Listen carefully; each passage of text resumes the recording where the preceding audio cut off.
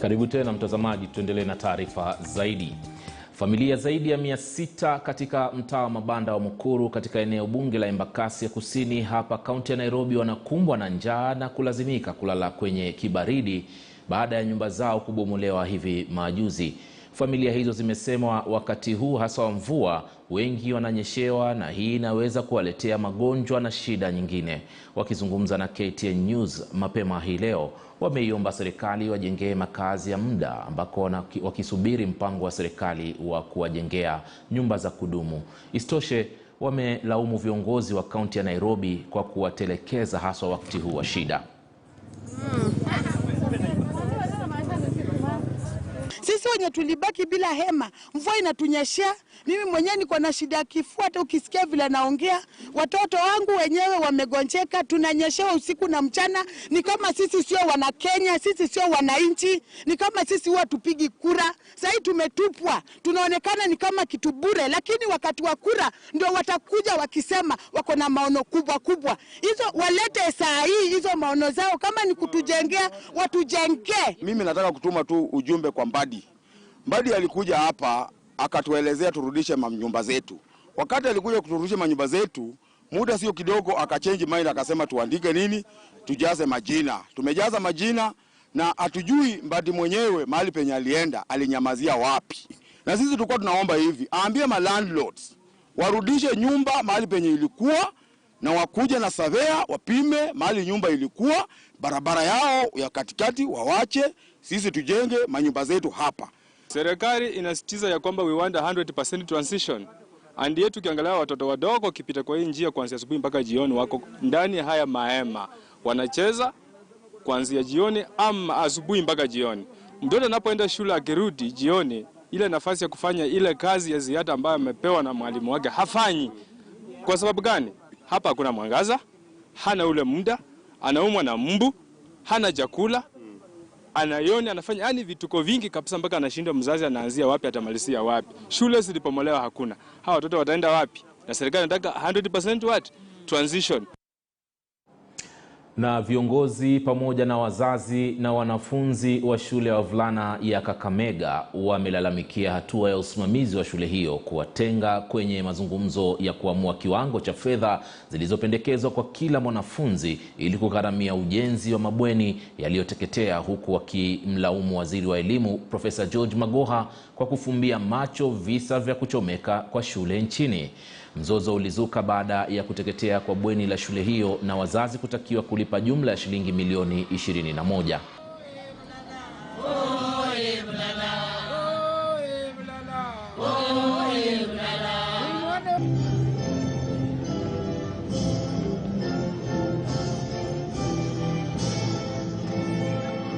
We had a memo whereby they were complaining that they cannot host 1,000 students. But in the letter given here, we are told it's only 280 students who might not have beds.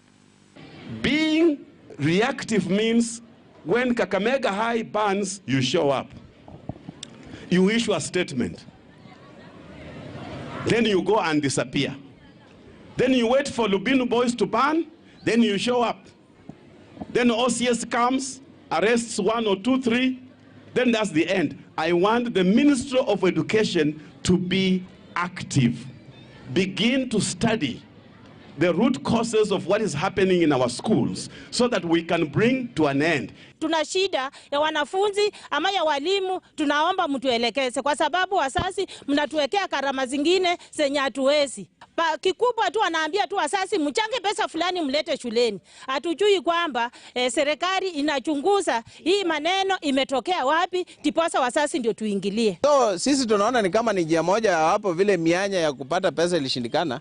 Waliamua tuchome shule ndiposa watoto waitishe shilingi 10,000. Penye tumefikia Magoha ndakana aende nyumbani. Magoha aende nyumbani. Ile kazi alisomea aende afanye ile kazi yenye alifanya nini? Alisomea.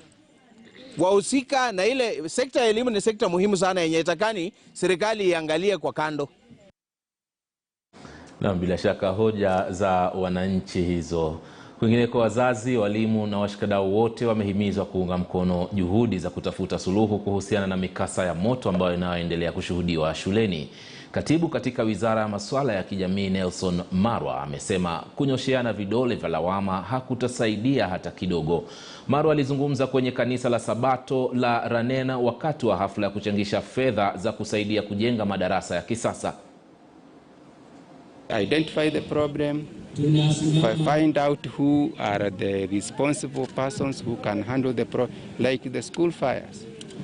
It's naive to point fingers at teachers only. No, the problem could be outside. The problem could be parents. The problem could be peer groups, right? So it is a compounded problem that we as a government, stakeholders, parents, everybody, civil society, we come together. It's our problem. Si shida ya shule. Our schools and our students need very close monitoring by giving them good counseling. I want to urge each and every school that it is high time each and every school should put in place very strong counseling sessions with professional counselors in every school. But caning is biblical. And the Bible says very well that through caning, we make people become straight and we make people become responsible. So for me, I join the parents who are talking about bringing back caning to schools.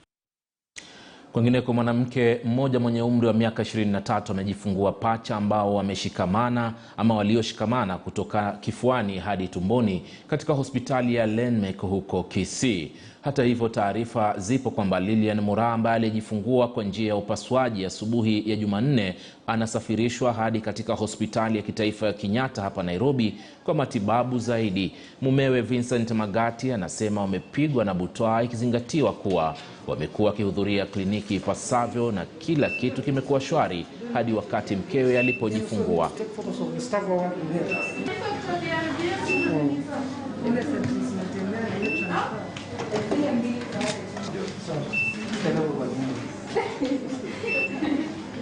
Nilibeba mimba vizuri.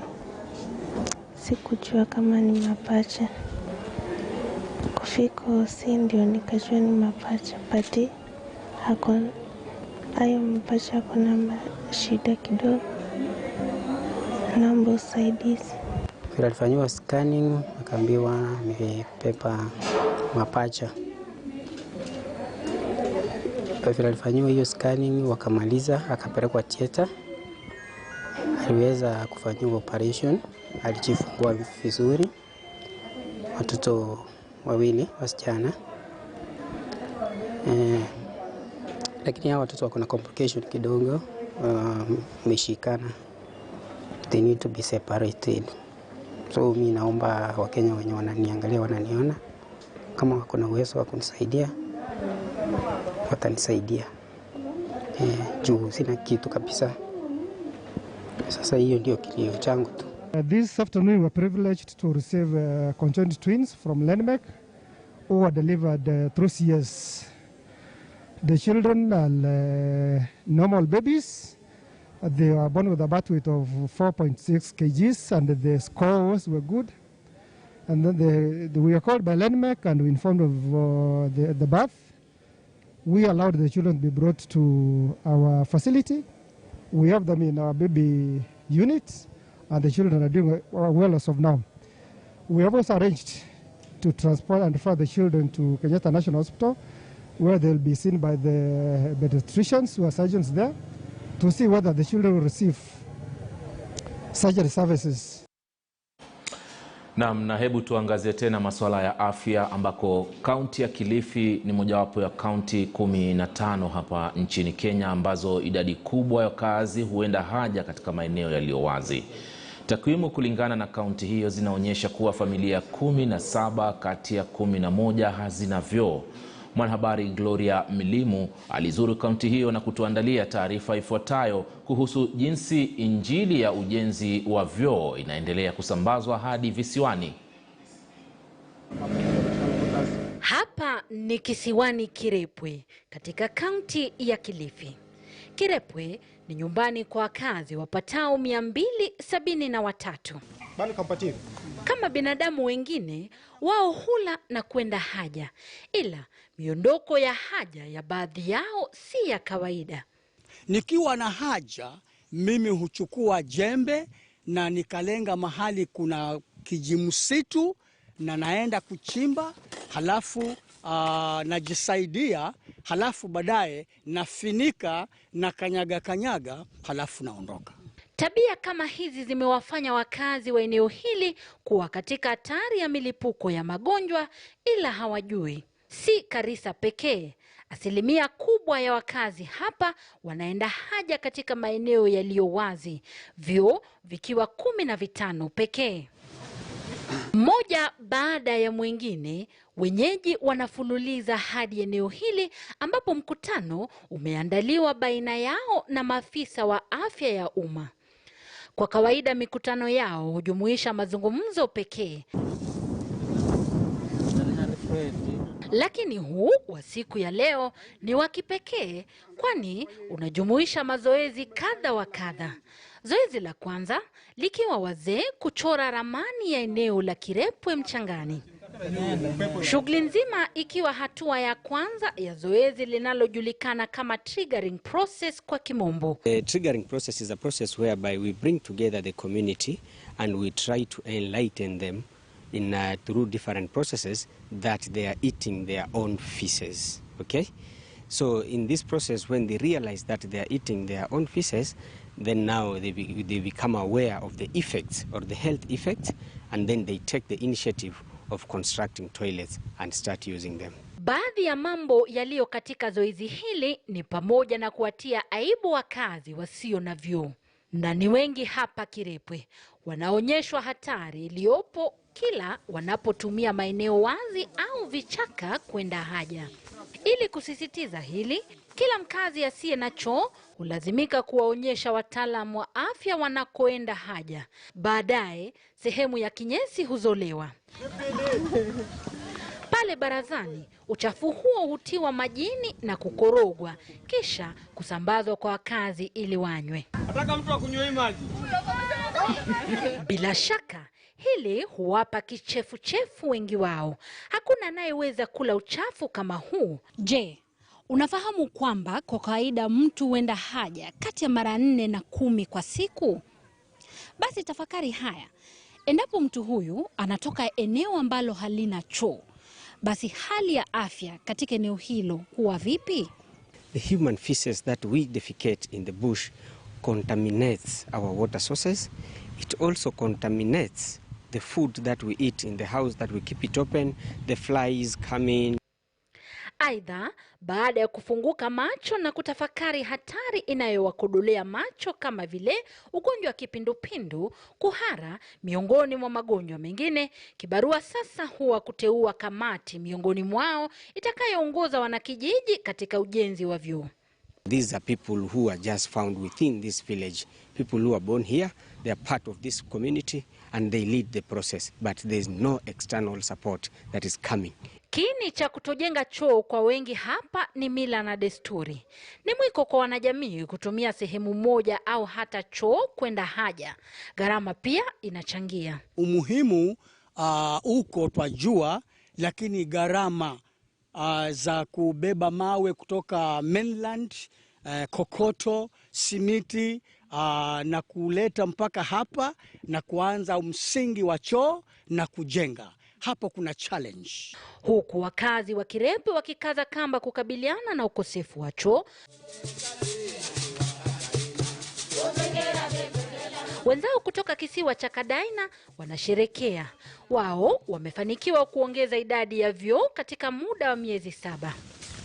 Kwa kutumia vifaa kama hivi ili kujenga choo, wakazi hapa wameweza kuzuia visa vya watu kujisaidia hadharani. Currently the village has 50 households. Currently the ones who have using the constructed toilets are 48 with the exception of 2. But currently we are in the process of engaging them to make sure at the end of this stage every house, the 50 house, each one has a toilet. when we started, of course, the main challenges we are facing, of course, one is the financial aspects where someone has to dig into their pockets and construct. But the initiative we've taken, just been training the community members through the community health units to basically to do the uptake the construction among themselves, where most of the construction doesn't even require much materials that are of financial aspects.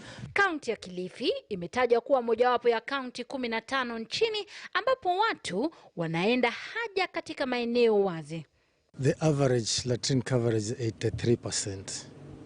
So this is average, so it means that probably in other sub-counties the coverage is low, and in other sub-counties the coverage is a bit high.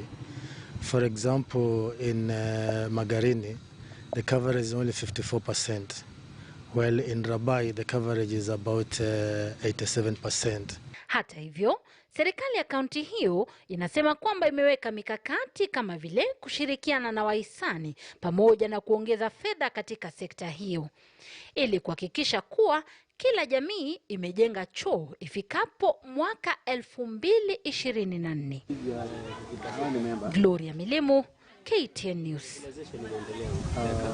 Asante sana Gloria kwa taarifa hiyo kuhusiana na masala ya ukosefu wa vyoo. Kwingineko, wakazi katika eneo la Transmara wameapa kumaliza ukeketaji ifikapo mwisho wa mwaka ujao. Wakazi hao kutoka wodi zote za Transmara ambazo ni Olomasani, Kapsasiana, Ilkerina na Mogondo wamekubaliana kumaliza tamaduni hiyo ya jadi ambayo imeendelea kuathiri ulimwengu miongoni mwa mtoto wa kike katika eneo hilo. Kulingana na chifu wa Olomasani, Nicholas Mutai, wanashirikiana na kanisa ili kuelimisha familia za maeneo hayo kuhusu umuhimu wa kumpa mtoto wa kike nafasi ya kuwa na maisha mazuri ya baadaye kwa kutilia maanani elimu. Wakati serikali amesema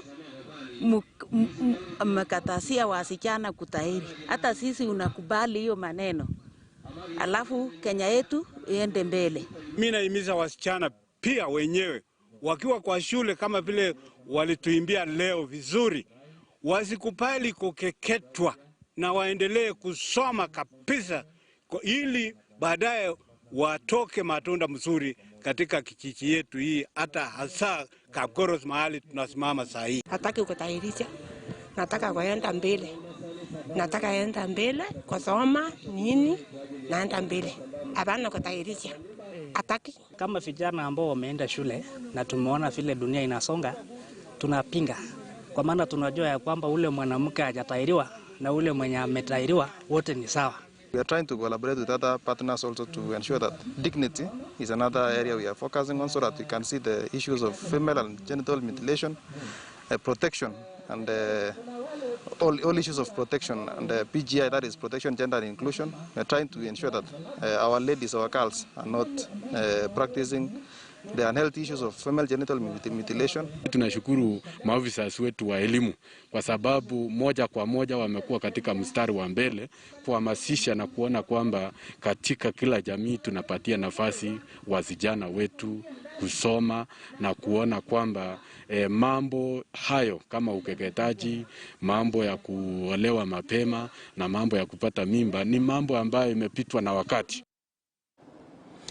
Mtazamaji, kwenye makala mengine ambayo tulikuwa nayo hii leo ni kwamba hali ya umaskini, kukosa kuufahamu pamoja na ukosefu wa mawasiliano umechangia pakubwa kuongezeka kwa dhulma za watoto wenye ulemavu na kutosikia na pia vile kutozungumza. Kulingana na baadhi ya waathiriwa, wazazi wao hukosa kuelewa jinsi ya kuwasiliana nao. Limekuwa tatizo kwao kujieleza na vile kupata usaidizi ambao wanaohitaji, jambo ambalo limechangia pakubwa wao kuishi katika hali ya unyanyapaa, huku wengine wakidhulumiwa kimapenzi pasipo na wao kujieleza na kupata haki.